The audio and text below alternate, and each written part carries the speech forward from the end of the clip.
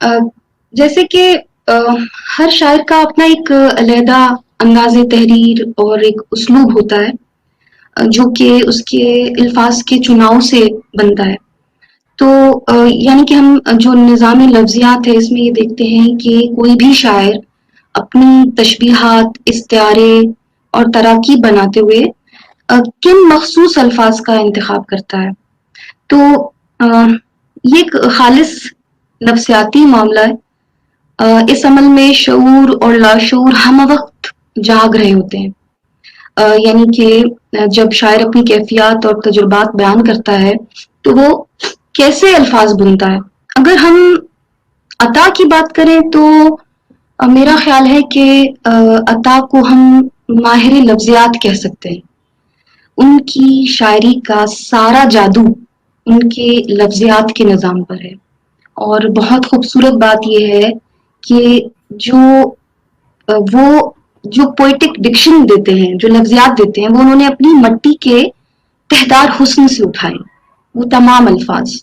اب آپ عطا کو جب پڑھتے ہیں تو وہ آپ عطا کو دیکھتے ہیں کہ اس کی جو طلب کی شدت ہے، وہ کیسے اپنی طلب کی شدت کو، اپنی نارسائی کے دکھ کو، اپنے پیاس کے تجربات کو ایک منفرد اور قدرے مانوس زبان میں بیان کرتے ہیں۔ وہ جو ان کی انسپریشن ہے وہ ان کی مٹی ہے، جو ان کا اپنا جو کرب ہے وہ ان کا اپنا ہے، لیکن وہ اپنی مٹی میں، اپنی انسپریشن میں ایسے غرق ہیں کہ وہ اپنی اتنی بڑی تنہائی، اپنے وجودی کرب کا موازنہ ایک اسٹیج پر آ کر اپنی مٹی سے کرنے لگتے ہیں، اور وہ خود بلوچستان بن جاتے ہیں۔ اگر بلوچستان، اگر یہ زمین شاعری کرے تو اس کی لفظیات یہی ہوتی جو عطا کی لفظیات ہیں۔ اب آپ دیکھیں کہ جو ایک نارسائی کے دکھ کو یا پیاس کو وہ کیسے بتاتے ہیں، خوشکابہ مراد اور صحرا کشی، یہ جو لفظیات ہیں، گنگزار ہوس، ایک جگہ ابرزاد، گلدہن، خنک سرخیاں، پردہ خاشاک، یہ ایسے الفاظ ہیں جو آپ کو بالکل بلوچستان کا پرتو پیش کرتے ہیں۔ ایک جگہ کہتے ہیں، ایک مصرع ہے ان کا، انتہائی فائن لائن ہے، وہ کہتے ہیں کہ دل وہ صحرا کہ جہاں حیرت سایہ بھی نہیں۔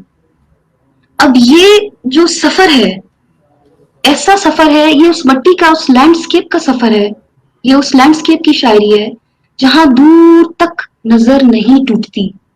اگر آپ عطا کی شاعری کا بھی سفر ایسے ہی طے کرتے ہیں تو آپ کی نظر تھک جاتی ہے، لیکن دور تک آپ کی نظر ٹوٹتی نہیں ہے۔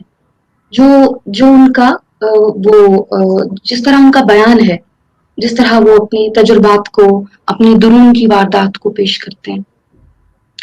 اب آپ نے جیسے کہا کہ یہ تو ان کا ایک لفظیات کا نظام ہے، جو کہ ان کی خالص اپنی مٹی سے انہوں نے وہ استعارے، تشبیہات، سملیز اور کنسیٹس دی ہیں۔ جو ان کی تخیل کی پرواز ہے، جیسے کہ آپ نے حسیات کے حوالے سے بات کی، کہ جو ان کی تخیل کی پرواز ہے یا ان کی جو خیال آفرینی ہے، یہ جو ہے ان کے جمالیات کے پروں پر ہے، ایستھیٹک ہے، پیور۔ اب ہم عطا کی شاعری کو ایسے حسیاتی شاعری اس لیے کہتے ہیں کہ جو فطرت کی گود میں فوری تجربے، امیجیٹ ایکسپیرینس سے ملی ہے، جیسے کہ جو خالص ہے وہ مٹی سے اپنا تجربہ ہے ان کا، اور یہی ان کی، اب آپ دیکھیں حسیاتی شاعری ہے کہ وہ دنیاوی جتنے علوم ہیں، جو فلسافیکل کلرنگ ہے، جو آئیڈیاز ہیں، اس کی بھرمار نہیں ہے۔ ان کی شاعری کا جادو یہ ہے کہ وہ خالص اپنے حسیاتی تجربے سے ایبسلوٹ ریالٹی تک پہنچ رہے ہیں۔ آپ عطا کو پڑھتے ہوئے آپ کی جو حسیات ہیں، ریڈر اگر کوئی قاری اس کو پڑھے، اس شاعری کو پڑھے، تو اس کو ایسا محسوس ہوتا ہے کہ اس کی تمام حسیات بیدار ہو گئی۔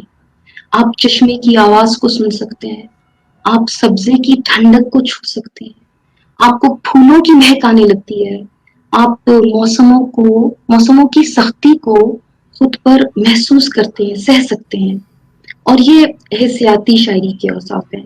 میں یہ سمجھتی ہوں کہ عطا کی لفظیات اور حسیات سے عطا کے سفر میں جو ایک دیوانہ، ایک شاعر چل رہا ہے، ایک سفر کر رہا ہے، اس کی لفظیات اور حسیات سے اس کے سفر میں موجود ہر شے کا جو جمالیاتی پیکر ہے وہ اس قدر کامل ہے کہ ہر شے اپنے وجود سے بڑھ کر آپ کو نظر آتی ہے.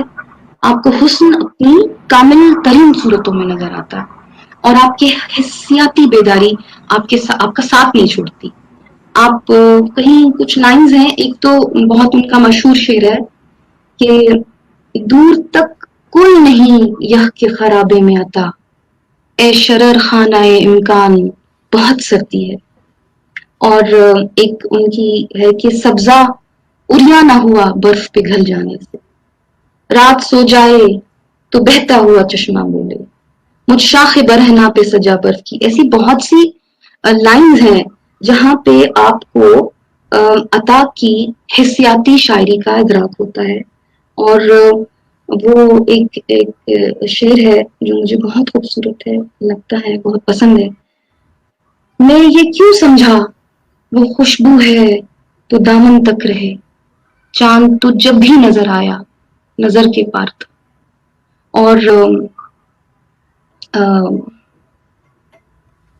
جی جی